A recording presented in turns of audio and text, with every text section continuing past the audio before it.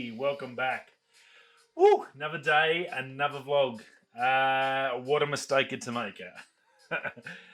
Yes, I'm a dickhead sometimes. When I say Tuesdays are my busiest, hectic days, moving house, even worse.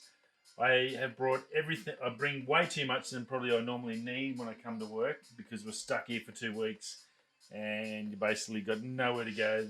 There's no tech shops or anything to go to buy anything. Well, pretty important part of a computer is the power supply, especially a MacBook 16, which sucks a fair bit of juice. Well, this dickhead left his charger at home, didn't he? What a disaster. It seems I have a bit of a solution. Thankfully, my Zendure travel adapter with a USB-C cord from one of my other bits of tech is saved the day. Thank God. Last night, I uploaded my video, did check my emails, and it pretty much drained the computer. The battery on the 16 is pretty average. It sucks to drive pretty fast when you're working it and doing videos and stuff.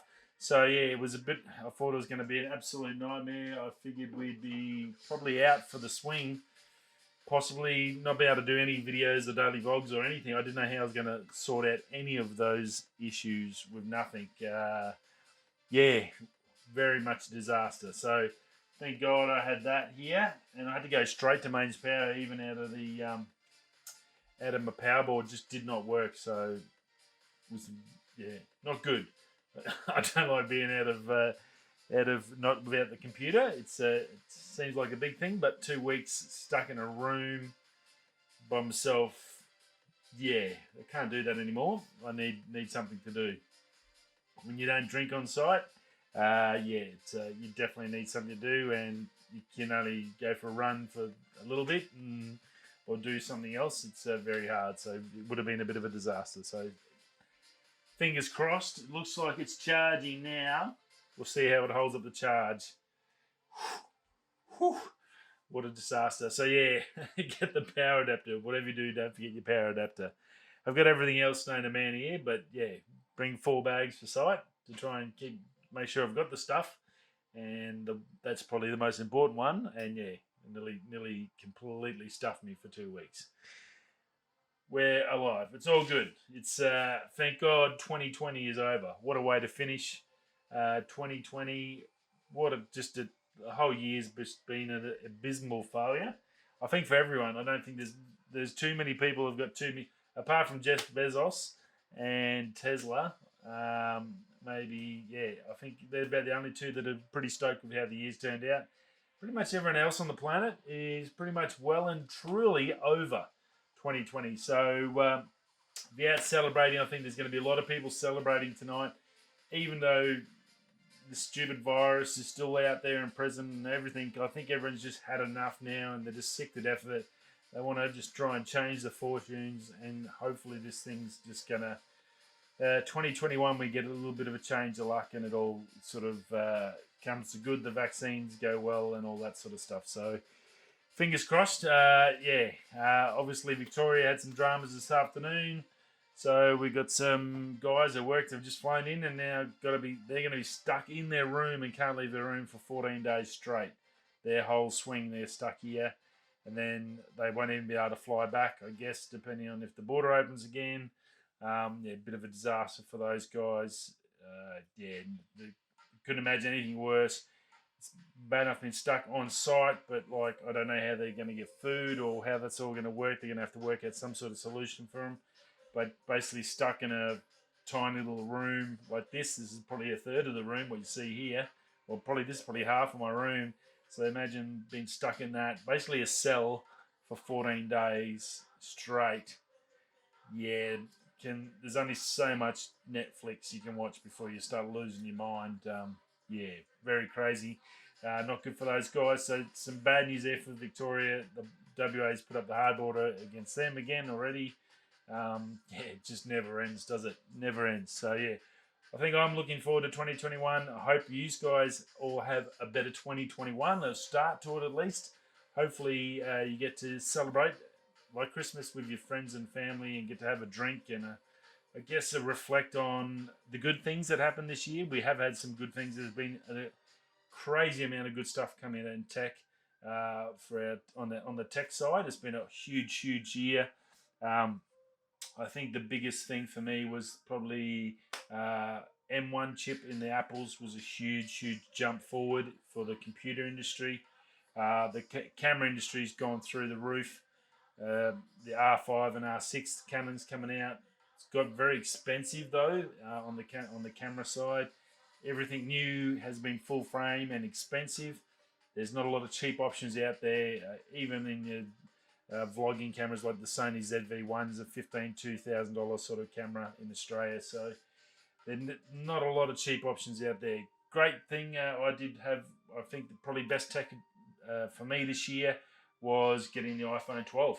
I have to be honest with you, when I really hesitated when I got rid of the GoPro and the GoPro 7. I didn't want to get the 9 because the 9 was worse for low light, and that's what I needed, something for low light, because I do a lot of astro and all that sort of stuff in early mornings, and I wanted something to do video, and the GoPro was just pretty much average at dark stuff. So I took a big gamble on that, and I sold that off and put it into other stuff to go with my ARP, and put that all into going into the RP, so for better low light, and I think that's paid off.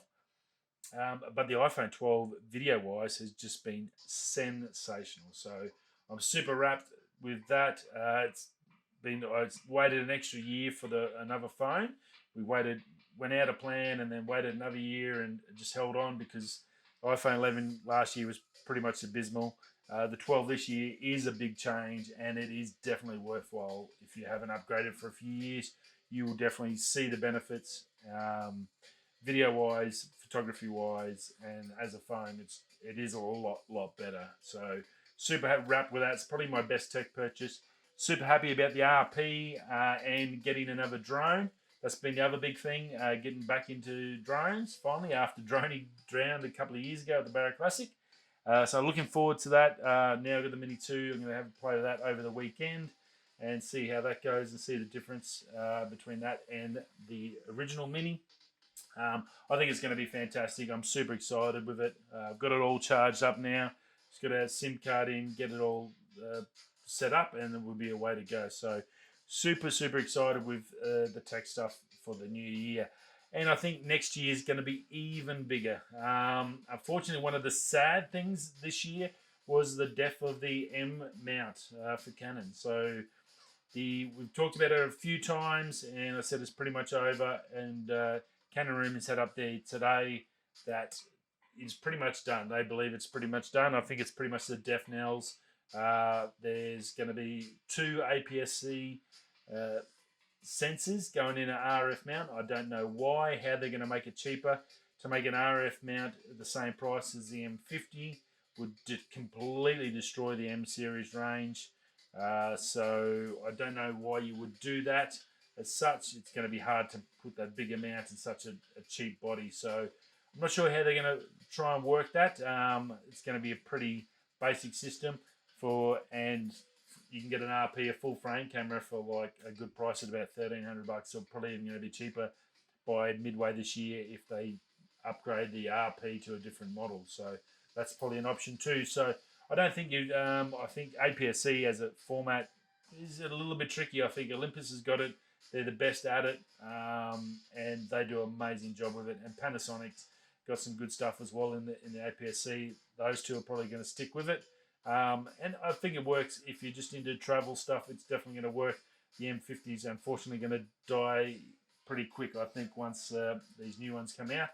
And I don't know who's going to take up that challenge when they know that obviously full frame is where they're at. So the trickiest part is lenses, and Canon doesn't look like it's bringing out any sort of cheap lenses, which is the biggest problem with the APS-C mount. So obviously if you're looking for something travel-wise, I definitely suggest the Olympus. I was so close to not getting the RP and going to get one of those Olympus on special. Unfortunately, all the good deals were in America, and for some reason, as per normal in Australia, no deals here. So look, there's a lot happening in that regards. I'm excited. I can't wait to see what happens with the new Max coming out next year with that M1, where they're going to go with that. That's going to be probably the biggest tech stuff. And then obviously some more of the Canon stuff. Will they bring out that R1X or whatever it's going to be called, the R1 next year, and how much of a crazy thing is that going to be? So, look, 2021 will be, I'm predicting right now, is going to be a massive year for tech. If you thought this was a big year, 2021 is going to be huger by a long shot, purely because of what that M1 chip has done. That's going to change computers, laptops, desktops, and all that. There's a whole new world out there for us now in regards to that. We're going to see more mini LED. We're going to see some micro LED starting to transcend into the consumer market. And phones, well, realistically, there's only one way for phones to go, and they need to, as I said it, I think I've said it a million times, they need a rear screen on the back. That gets rid of your camera on the front, and then you can pretty much destroy the action camera market. So we'll see what happens there. Who knows? So other than that, got a few little things there. Now, speaking about drones and a bit of drone stuff, USA announced today, there was a bit of an announcement, they'll soon be able to fly at night and over people. This basically will allow them to, your Amazons, your delivery mobs, to basically use drones to do deliveries. This is all getting set up. They're talking late February, the legislation will sort of kick in. Then it's a 12-month process to apply and get it all in. The drones themselves need to have a remote ID on each unit. The applications have got to go through and all that. So end of February, you will see all that businesses starting to ramp up and go into that. So pretty soon it's going to just be drones everywhere flying around. I guess probably not here in Australia. We're probably going to be, as usual, late to the party. But in the States, it's going to be crazy. It's going to be interesting to see how it goes and how pissed off people get when you got 50 million drones. Now, my biggest concern, even in the city, is as a photographer, if you got 50 million drones flying around, you're gonna have to edit all that crap out. If they're going all day, all night, doing stuff, you're trying to get nightscapes of the city, and there's 6,000 drones flying. It's going to get messy and ugly. It's going to be a bit of a, like, doing nightscapes, light pollution is terrible. You imagine how much wasted power and energy we put into just lighting up a city at night when there's no one there. If you go out and actually have a look at it and have a look in the back of a camera and see how much wasted power is used every night just to I don't know, have lights on for, I guess, some sort of safety or semblance. So I'm not sure what they do it for. But now we're going to have 50 million drones flying around. Yeah, it's gonna be a whole new landscape. We're going to have to, I guess, work our way through, and it's going to be a different phase. The future is coming. So very, very interesting how that one pans out. So look at America. 2021 will be drones, possibly not early on, but end of the year. I think you're going to starting to see Amazon and that start popping out these massive drone deliveries and all that other stuff. So be aware of that one.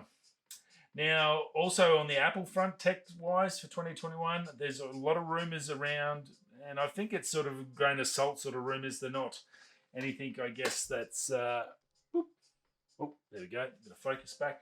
Not anything that's like concrete or anything, but there's a couple of rumors on Twitter and running around for about a 64-core Pro Mac range. Now, I think that 64-core cost-wise is going to be ridiculous. So it's going to be like your $20,000 Mac Pro crap that not us normal folk consumers are going to use. I think if they go up to 16, possibly a 32-core in say an iMac Pro, that'll be pretty amazing. And the 16 in any sort of laptop is going to be ridiculously powerful. So that will be super good. Now they're going to need to get up to that, unfortunately, because 8K is here. We talked about 8K yesterday and how that's affecting it. And it's the new 8K is the new 4K, and it's coming. And the new cameras are all going 8K. We've got the Canon Cine 8Ks. We've got the R5. Whatever Sony brings out in the next year as well. Panasonic. The 8K is coming. It's going to next couple of years is coming through, and these computers are going to have to start getting enough grunt in them to be able to handle that sort of power. even 4K, like even the 16-inch 4K is a big ask for it, and you can feel it sort of ramp up a lot when it starts chewing through 4K video. So you can imagine what 8K is going to be like. Those computers need to get bigger. That everything needs to get faster and faster and faster, so you can get better quality, and then it'll all flow in. So look, that's going to be big. I think 16. We might see 16 cores next year. I say like a 16-inch Pro with 16 cores as an option. It's going to be probably similar sort of mark, probably around the 6-7 grand, but it's going to be pretty darn insane. And hopefully by then they've figured out all the other stuff to go with editing Premiere and all the other stuff that where there's a little bit of issues at the moment. They're still having sort of different software programs that have a few dramas with that crossover. So look, that sounds pretty cool. 64 is pretty crazy. Maybe next year they may leave that for another year or so and then move into it. I don't think they need 64 at the moment. If you can see what 8-core does, 64 is pretty darn insane. So you never know. Apple likes to push the boundaries a little bit, so that could be pretty cool. But it will cost you big bucks, definitely. Now, car-wise, we haven't talked about cars for a little bit. As you may or may not know, big Datsun fan. Driven Datsuns all my life. So Nissan's sort of, I guess, my car brand. I guess Navara, I don't mind them. I still like them. They get a nice shape. I don't mind them. Definitely wouldn't drive a Hilux or anything else. So if I'd buy, you'd probably get a Navara. They've got a new model come out. It looks pretty smicko, and price-wise, not too bad. Entry point for it is 32 grand for the SL version, and it shoots all the way up to this new Pro 4X, sort of that, I guess, the Raptor competition. It's not anywhere good as the Ford Raptor. That Ford Ranger Raptor is pretty darn insane. That's a great car, but that's $80,000, 80 to 85,000, I think. The top of the range for this new Nissan Navara, it's got all the kit, all the bells and whistles, the salad sandwich with egg. That's 61,290. That's for the Pro 4X. They are on order now. I did have someone from Nissan because I'd sort of put my interest to try and get some information about it for you, and they said they were running out. They were selling pretty darn quick too. So if you are after one, definitely get online. You can check out all the different varieties, and pretty much everything's available for pre-order now. So definitely worth checking out. They have done a really good job, I think, with the body and the look of the new car. Not much else has changed. It's mostly all tech stuff, all computers and software and all that. And then it's a little bit of cosmetic stuff on the outside. Nothing ridiculously huge to change there for the Navara. So Navara, people that are pretty much like that shape and that body style, you will appreciate this. And I don't think there's anything there that's going to really annoy you that they've changed too much. So pretty cool. Also out, rumours of the new Ranger 2021. Look, it's got some new engine formats coming out. There's rumours of a twin turbo diesel to replace the 3.2 litre, 2 litre twin turbo diesel to replace that 3.2 version we currently have. That's coming from the Raptor, so that might be in stock standard available. It might be detuned a little bit, I'd say, but look, that looks pretty cool. Also, 2 new V6 engines as well on the diesel side, a V6 Power Stroke option, and as a 3 litre, and a 2.7 litre EcoBoost from the, where have we got that? From the Raptor. So it's a detuned one of that. So it's smaller, the Raptor, that 2.7, and the 3 litre is from the F-150 2018 American version of the F-150. So you got that. That's about 186 kilowatts, 597 newton meters of torque. So that's going to be a beast of an engine. I think that will probably make its way to Australia. The 2.7 variant, which is out of the Raptor, that's the same as the 3.5 litre, just a little bit, just obviously detuned and changed a little bit.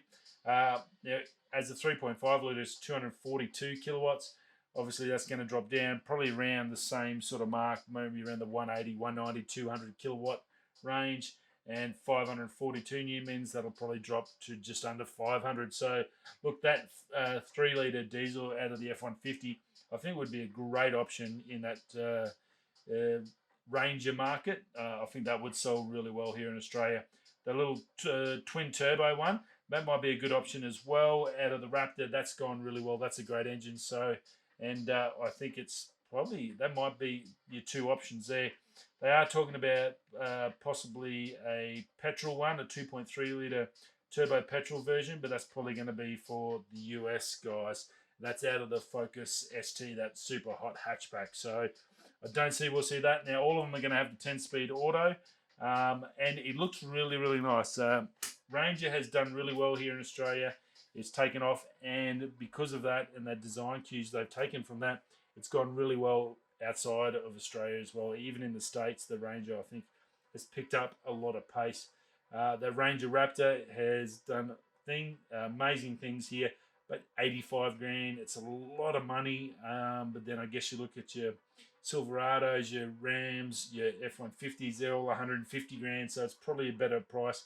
I just don't know when or what year in Australia cars went from 40 to 50 to suddenly jump to 80 to 90, man. Who the hell is paying 80 to 90? That's like a luxury car. We're seeing tradies roll around in $100,000 friggin' utes. That's a bit scary. It's not a good sign for the future. If we're paying, especially electric cars, what are electric cars going to cost? Rivian's going to be $200,000 plus. No one's going to be paying that for an electric car. So it's a little bit scary in that regards. But that's about it. Yeah. Battery is better. It's still dropping down, but at least it's taking charge. So I'm super excited about that. It was going to be a long swing. And that's about it. Thursday. Have a happy New Year tonight. Enjoy your celebrations. Enjoy your hangover if you're getting on the terps. I will see you all in 2021 tomorrow for the end of the week show. Radio. We'll be going that way. I'll see you tomorrow, 2021. Happy New Year. Peace.